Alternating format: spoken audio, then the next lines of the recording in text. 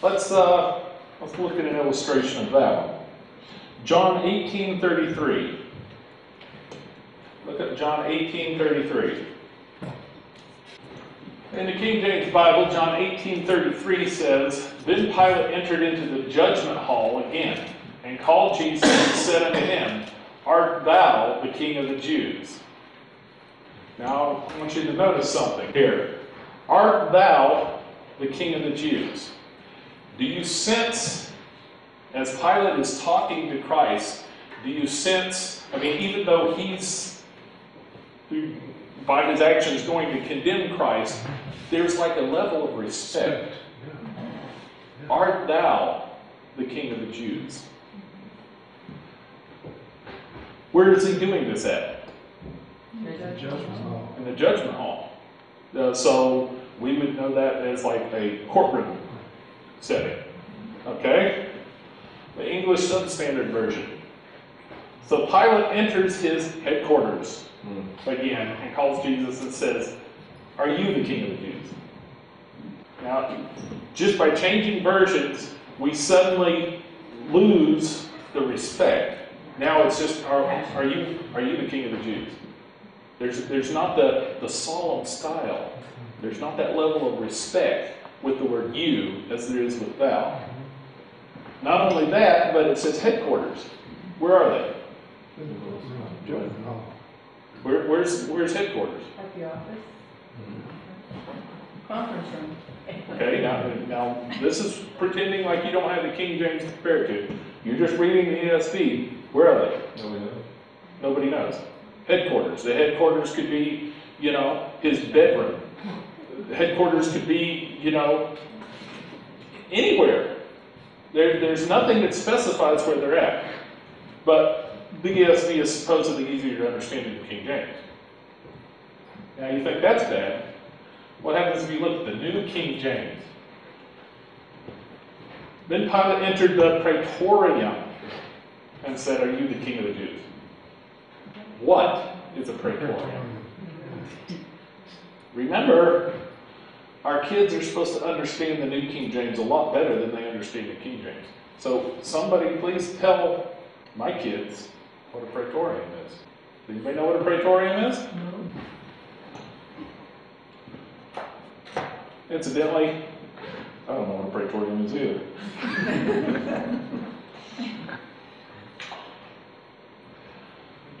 The King James Bible is the only Bible that builds from Genesis to Revelation in readability. And what I mean by that is that there's actually people that started out reading the King James Bible in Genesis with a second and a third grade reading ability, and when they finished Revelation, they were reading at college level. Because the King James Bible gradually builds your vocabulary. There are about 1 million words in the English language. The King James Bible uses less than an 8,000 word vocabulary. Now, an average child, by the time they are 2, knows 300 words. By the time they are 3, they know 3,000 words. And by the time they are 5, they can easily know the 8,000 word vocabulary of the King James Bible. Whether the child knows words like Coca-Cola or consecration is all the decision of the parents. And I've personally seen kids that didn't hardly come up to my kneecap that had a vocabulary that I had to look up to find out what it meant. But it was stuff that they got out of Hollywood and video games and all kinds of other trash, but yet they can't comprehend the word. And it's all because of how they're raised. Let me give you an example. Fill in the blank. Oz? Oz? Us. They did a poll. And 99% of the people polled filled that blank with an O.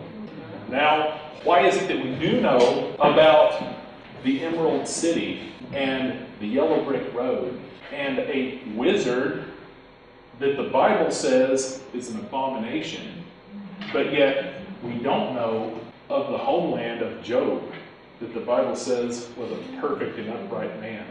See, it's all in what you're accustomed to. Let me give you another example. What is the very first, not after you think time to rationalize that or anything, what is the very first thought that comes to your mind when you see the phrase or hear the phrase, in the beginning? It's very comforting.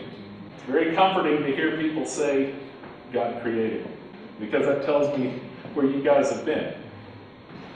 To someone that's been raised with the Bible, and that was their first account, in the beginning, God created, Genesis 1:1.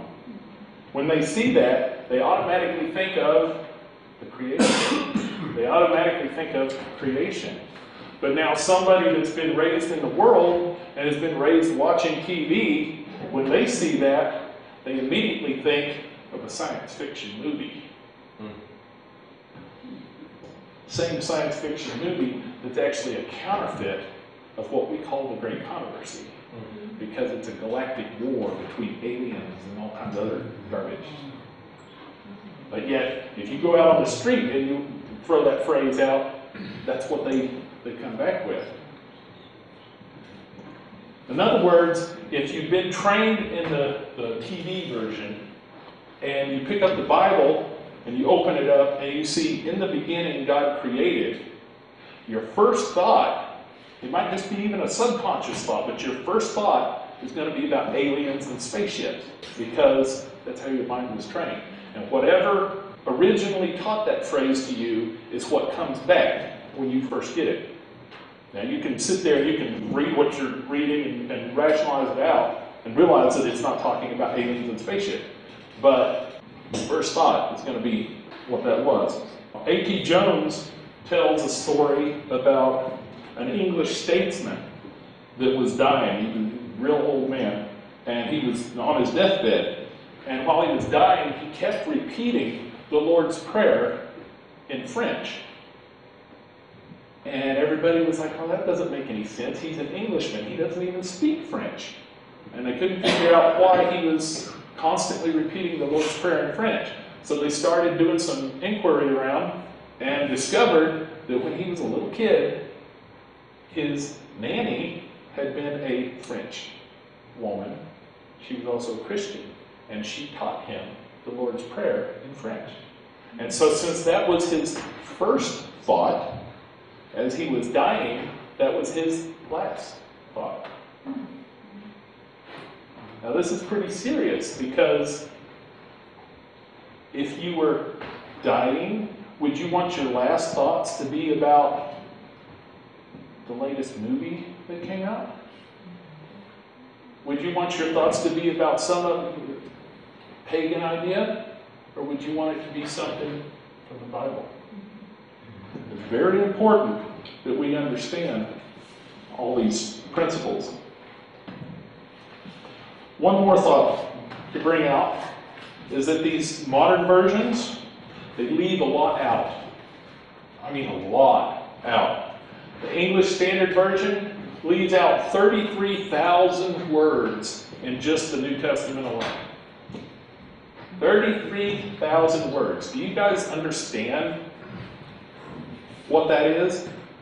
That's the same thing as taking out the entire books of Joel, Obadiah, Jonah, Nahum, Habakkuk, Zephaniah, Haggai, Malachi, Philippians, Colossians, 1st, 2nd Thessalonians, 1st through 2nd Timothy, Titus, Philemon, James, 1 Peter, 2 Peter, 1st, 2nd, 3rd John, and Jude combined.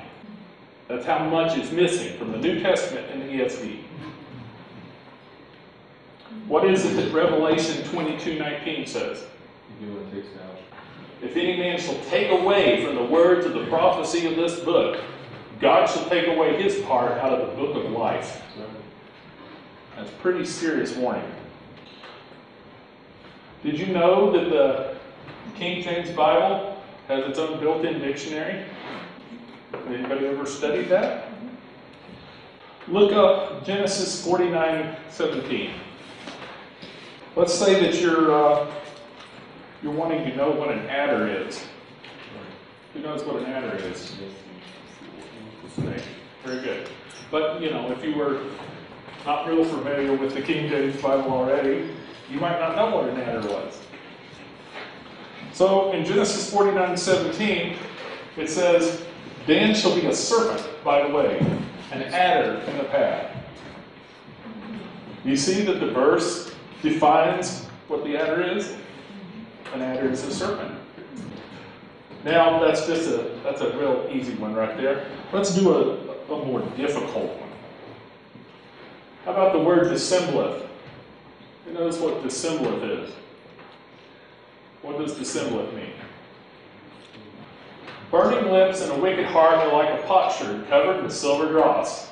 He that hateth dissembleth with his lips, and layeth up deceit within him.